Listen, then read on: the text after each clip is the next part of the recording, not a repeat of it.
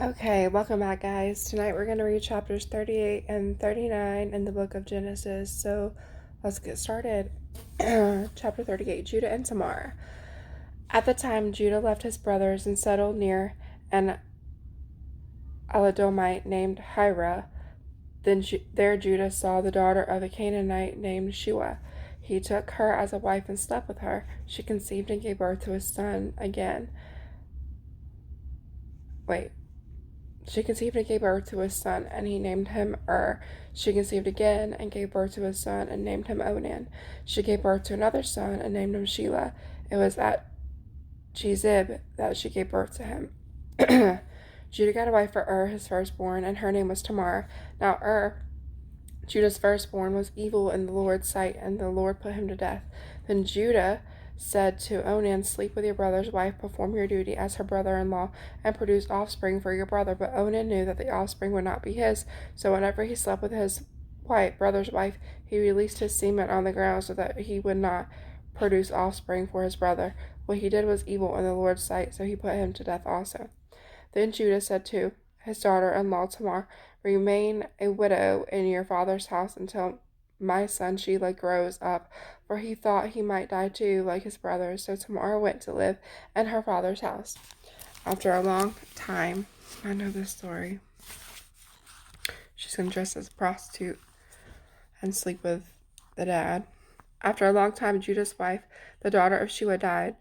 When Judah had finished mourning, he and his friend Hira the Adullamite went up to Timnah to his sheep shearers. Tamar was told, your father-in-law is going to Timnah to shear his sheep. So she took off her widow's clothes, veiled her face, covered her face, and sat at the entrance to Enaim, which is on the way to Timnah. For she saw that though Shelah had grown up, she had not been given him as a wife. That when Judah saw her, he thought she was a prostitute, for she had covered her face.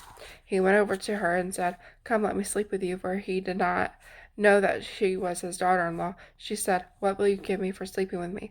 I will send you a young goat from my flock, he replied. But she said, only if you leave something with me until you send it. What should I give you? He asked. She answered, your signet ring, your cord, and the staff in your hand. So he gave them to her and slept with her, and she became pregnant by him. She got up and left, then removed her veil and put her widow's clothes back on. When Judah sent the young goat by his friend the Adullamite in order to get back the items he had left with the woman, he could not find her. He asked the men of the place, where is the cult prostitute who was beside the road at Enaim? There has been no cult prostitute here, they answered. So the Adullamite returned to Judah, saying, I couldn't find her. And besides, the men of the place said, there has been no cult prostitute here. Judah replied, let her keep the items for herself, otherwise we will become a laughingstock. After all, I did send the young goat, but you couldn't find her. About 3 months later, Judah was told, your daughter-in-law Tamar has been acting like a prostitute, and now she is pregnant. Bring her out, Judah said, and let her be burned to death. And she was being brought out. As she was being brought out, she sent her father-in-law this message, I am pregnant by the man whom these items belong.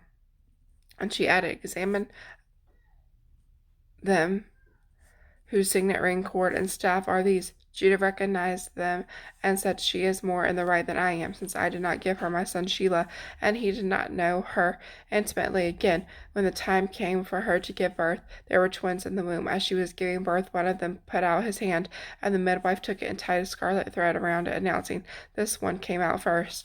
But then he pulled his hand back out. Out came his brother, and she said, what a breakout you have made for yourself. So he was named Perez. Then his brother, who had the scarlet thread tied to his hand, came out, and he was named Zerah. 39. Joseph in Potiphar's house. Now Joseph had been taken to Egypt. An Egyptian named Potiphar, and the officer of Pharaoh and the captain of the guards brought him from the Ishmaelites who had brought him there. The Lord was with Joseph, and he had become a successful man serving in the household of his Egyptian master. When his master saw that the Lord was with him, and that the Lord made everything he did successful, Joseph found favor with his master and became his personal attendant. Potiphar also put him in charge of his household and placed all that he owned under his authority. From the time that he put him in charge of his household and of all that he owned, the Lord blessed the Egyptian's house of Joseph. The Lord's blessing was on all that he owned, in his house and in his fields. He left all that he owned under Joseph's authority. He did not concern himself with anything except the food he ate. Now Joseph was well built and handsome. After some time, his master's wife looked longingly at Joseph and said, "Sleep with me." But he refused. Look, he said to his master's wife, With me here my master does not concern himself with anything in his house, and he has put all that he owns under my authority. No one in this house is greater than I am. He has withheld nothing from me except you, because you are his wife. So how could I do this immense evil, and how could I sin against God? Although she spoke to Joseph day after day, he refused to go to bed with her. Now one day he went into the house to do his work, and none of the household servants were there. She grabbed him by his garment and said, "Sleep with me." But leaving his garment in her hand, he escaped and ran outside. When she saw that he had left his garment in her hand and had run outside, she called for her household servants. "Look," she said to them, "my husband brought a Hebrew man to make a fool of us. He came to me so he could sleep with me, and I screamed as loud as I could. When he heard me screaming for help, he left his garment beside me and ran outside. So she put Joseph's garment beside her until his master came home.